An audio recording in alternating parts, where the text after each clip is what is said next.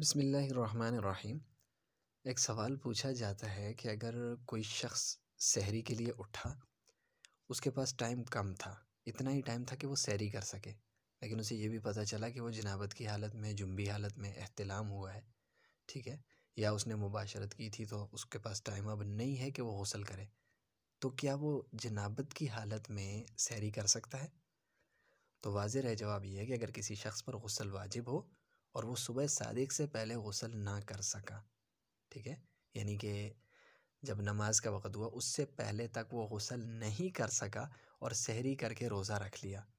تو اس کا روزہ درست ہو جائے گا۔ ناپاک ہونے کی وجہ سے روزے پر کوئی فرق نہیں پڑے گا، البتہ جلد از جلد غسل کر لینا چاہیے۔ غسل میں اتنی تاخیر کرنا کہ فجر کی نماز قضا ہو جائے، یہ سخت گناہ ہے، اور روزے کی حالت میں غسل کا وہی طریقہ ہے جو عام حالات میں ہے، ٹھیک ہے۔ البتہ روزے کی وجہ سے ناک میں اوپر تک پانی چڑھانا اور کلی میں غرغرے کر کے مبالغہ کرنا یہ درست نہیں ہے، اس لیے کہ ناک میں پانی چڑھانے سے یا غرغرے میں مبالغہ کرنے سے پانی حلق میں چلا جائے گا، اس کا غالب گمان ہے، تو اس وجہ سے روزہ فاسد ہو جائے گا اگر پانی چلا جاتا ہے تو لہٰذا صرف کلی کر لے اور ناک میں پانی ڈال لے تو غسل ہو جائے گا۔ اور جو آج کل مشہور ہے کہ بھئی اگر کسی نے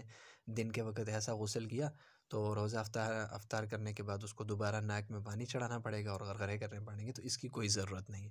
ٹھیک ہے، اس کی بھی ضرورت نہیں ہوگی۔ ھذا هو الجواب واللہ اعلم بالصواب۔